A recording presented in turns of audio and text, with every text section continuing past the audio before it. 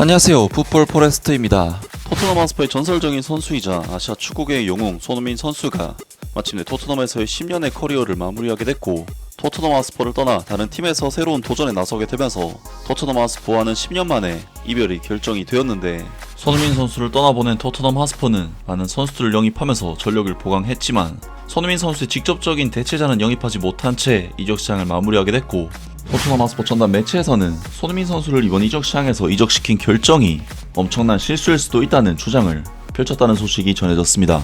손흥민 선수의 전 소속팀 토트넘 하스퍼는 이번 여름 이적 시장에서 정말 바쁜 행보를 보이면서 나름대로 많은 선수들의 영입을 성사시켰었는데요. 본래 이적생이었던 케빈 단소, 마티셀 선수를 완전 영입하면서 첫 번째, 두 번째 영입을 성사시켰고, 이번에 유망주 수비수 고타 다카이 선수의 영입을 통해 세 번째 영입을 성사, 웨스트햄 유나이티드의 윙어 모하메드 쿠두스 선수를 통해 네 번째 영입을 성사시키는 등 적극적인 이적 작업을 이어가고 있는데, 토트넘 하스퍼는 모하메드 쿠두스 선수의 영입을 성사시킨 뒤에는 사실상 소강 상태에 빠지면서 이적 작업이 잠시 진행이 안 됐었지만, 토트넘 하스퍼는 바이린 미렌의 수비형 미드필더인 주앙 팔리냐 선수를 임대로 데려온 데 성공하면서 이번 여름 이적 시장 다섯 번째 영입을 성사시켰고, 이적 시장 막판 RB 라이프치히에 사비 시몬스 선수를 첼시와의 경쟁에서 승리하면서 완전 영입에 성공, 여섯 번째 영입을 성사시켰으며 파리 생제르맹의 공격수 랑달콜로 무아니 선수의 영입까지 성공을 시키면서 이번 여름 이적 시장에서 7명의 선수를 영입한 데 성공,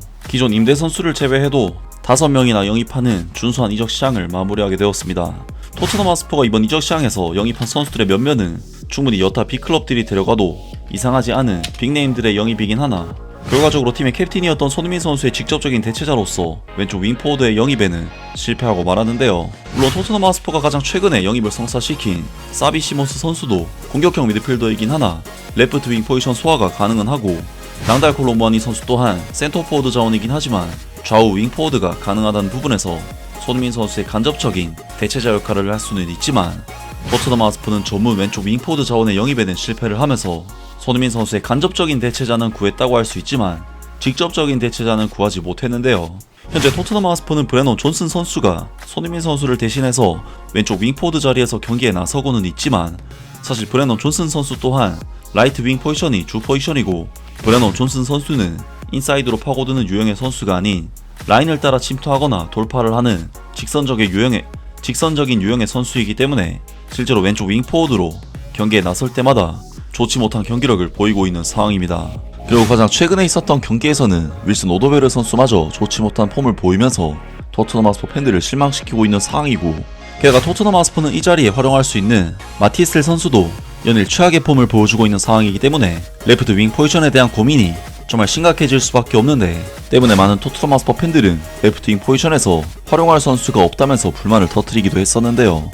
브레넌 존슨, 마티스텔, 윌슨 오도베르는 이번 여름에 정리를 해야 돼. 백업 자원으로도 부족해. 이런 경기를 볼 때마다 마티스텔, 윌슨 오도베르, 브레넌 존슨, 아치 그레이에게 얼마나 많은 돈이 낭비됐는지 다시금 느끼게 돼. 챔피언스 리그에 꾸준히 도전하는 팀에 기여할 수 있는 선수들이 아니야. 토마스 프랭크 감독 입장에서도 손이 묶여있는 셈이지. 여름에 왼쪽 윙어를 영입했어야 했어. 지금 와서야 그 문제들이 전부 드러나고 있지. 윌슨 오도베르 마무리가 전혀 안되고, 브레넌 존스는 그냥 형편없고, 마티스텔 얘도 마무리 능력은 바닥이야. 그렇다고 윙에 쓸 다른 자원도 없고, 토마스 프랭크 감독이 랑달콜로 무아니를 거기서 쓸 가능성도 안 보여. 등등 많은 토트넘 하스퍼 팬들이 손흥민 선수의 대체자를 영입하지 못한 채 이적 시장을 마친 것에 대해 불만을 드러냈습니다. 토트넘으로서는 아이러니하게도 공격형 미드필더 자원인 사비 시몬스 선수가 레프트 윙 포지션에서 그나마 좋은 폼을 보여주고 있는 웃지 못할 상황에 놓였는데, 토트넘 하스퍼 전담 매체에서는 손흥민 선수를 이번 이적 시장에서 이적시킨 결정이 엄청난 실수일 수도 있다는 주장을 펼쳤다는 소식이 전해졌습니다. 여러분 잠깐만요. 지난번 백진상 공동구매 이후 받은 피드백이 솔직히 예상을 뛰어넘었어요. 수백만원 들여서 이것저것 먹어봤는데 이게 제일 효과가 좋았다, 이런 게 있는 줄 몰랐다, 제 앵콜 언제 하냐, 이런 메시지가 폭발적으로 들어왔었거든요. 그런데 여기서 하나 의문이 들었어요. 100년이 된 332 1억 원인데 그걸 99% 똑같이 만든다는 게 정말 가능할까요? 저도 처음엔 설마 그런 기술이? 라고 했어요. 하지만 30년간 산삼만 연구해온 분들의 이야기를 들어보니 이거 정말 놀라운 과학이 숨어있더라고요. 지금부터 그 원리를 50초 안에 보여드릴게요. 여러분들도 보시면 그래서 이런 반응이 나왔구나 하실 겁니다. 여러분, 100년 된 산삼 드셔보셨나요? 지금부터 놀라운 이야기 들려드릴게요. 바로 건강식품계 에르메스라 불리는데요. 30년 산삼 연구의 진심, 프리미엄 건강식품 브랜드 백진삼입니다. 백진삼은 귀하고도 신비로운 100년 된 산삼의 DNA를 99% 복제해 현대기술로 재현해낸 브랜드입니다. 백진삼 섬기력은 한마디로 활력이 필요할 때 미친 회복. 여러분, 딱 7일만 드셔보세요. 품질에 대한 자신감으로 7일 이내 효과 없을 시 100% 환불까지 가능합니다. 직접 경험해 보시기 바랍니다. 자, 이제 이해가 되시죠? 이 회사가 얼마나 자신 있는지 아세요? 더 웃긴 것은 한 박스 다 드셔도 효과 못 느끼면 100% 환불해준대요. 이 정도면 진짜 확신이 있다는 거 아닐까요? 솔직히 저도 에이 설마 했는데 이런 조건을 내걸 수 있다는 건 그만큼 효과에 자신 있다는 얘기잖아요. 일주일이면 충분히 느끼실 겁니다. 단수량 한정이라 조기 품절 가능성이 높습니다. 관심 있으시면 고정 댓글 링크로 지금 바로 확인해보세요. 놓치면 다음 기회는 언제인지 모르거든요. 아무튼 다시 영상으로 돌아와서 토트넘 핫스퍼 전담 매체에서는 손흥민 선수를 이번 이적 시장에서 이적시킨 결정이 엄청난 실수일 수도 있다는 주장을 펼쳤다는 소식이 전해졌습니다. 이번 여름 이적 시장에서 토트넘 핫스퍼가 단행한 대부분의 주요 변화는 긍정적인 결과로 이어졌으며 프리미어리그와 챔피언스리그에서 팀의 분위기를 바꾸는 데 크게 기여했다. 그러나 손흥민과 작별한 결정만큼은 후회하고 있을지도 모른다.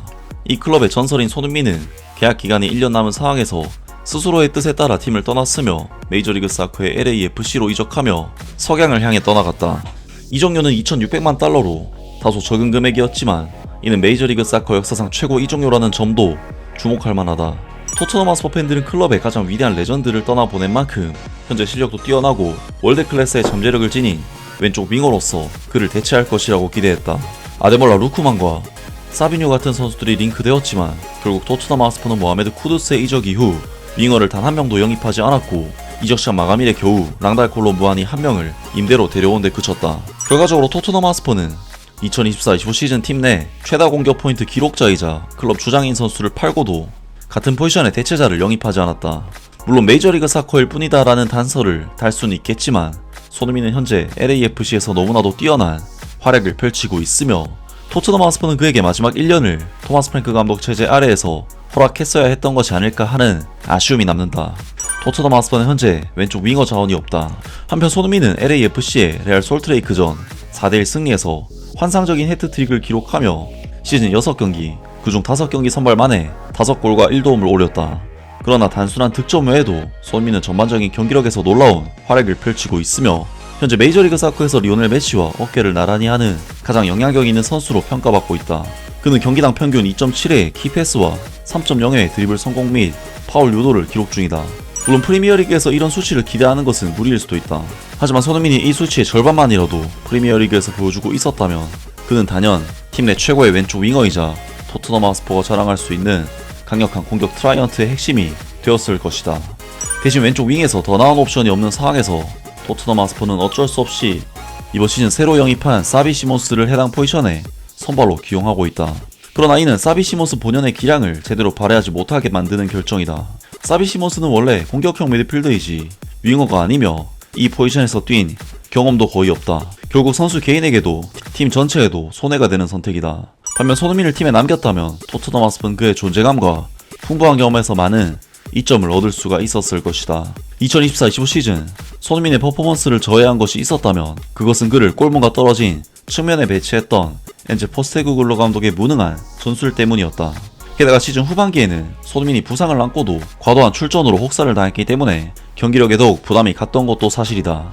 손흥민의 하락세를 예상했던 보도들은 지나치게 성급했다. 게다가 그는 지난 시즌에도 여전히 토트넘 핫스퍼의 프리미어리그 최다 공격 포인트 기여자였다. 더 완성도 높은 팀, 그리고 프리미어리그 우승 경쟁이라는 가능성, 여기에 손흥민과 함께할 마지막 1년이라는 상징성까지 고려했을 때 그를 통해 얻은 2,600만 달러의 이적료는 충분한 가치가 있다고 보기가 어렵다.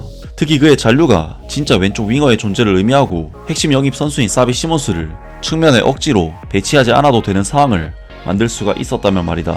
라면서 토트넘 핫스퍼의 전담 매체인 핫스퍼 HQ에서 손흥민 선수를 판매한 것이 너무나도 성급한 판단이었다고 지적을 했고, 토마스 프랭크 감독 체제에서 손흥민 선수에게 마지막 1년의 기회를 더 줬어야 했다고 강력하게 주장했습니다. 확실히 손흥민 선수는 LAFC 이적 후 정말 최고의 폼을 보여주고 있고, 반면 토트넘 핫스퍼는 레프트 윙 자원들이 계속해서 좋지 못한 폼을 보이고 있기 때문에 이러한 목소리가 나오는 것은 당연하며 아마 당분간은 계속해서 이러한 이야기들이 흘러나오지 않을까 싶은데요. 과연 토트넘 하스퍼가 손흥민 선수의 레프트 윙 포지션에 대한 공백을 메울 수 있을지 앞으로 있을 경기도 기대를 해보겠습니다. 아무튼 오늘 영상은 여기까지고요. 영상 재밌게 보셨다면 구독과 좋아요 그리고 댓글 부탁드립니다. 감사합니다.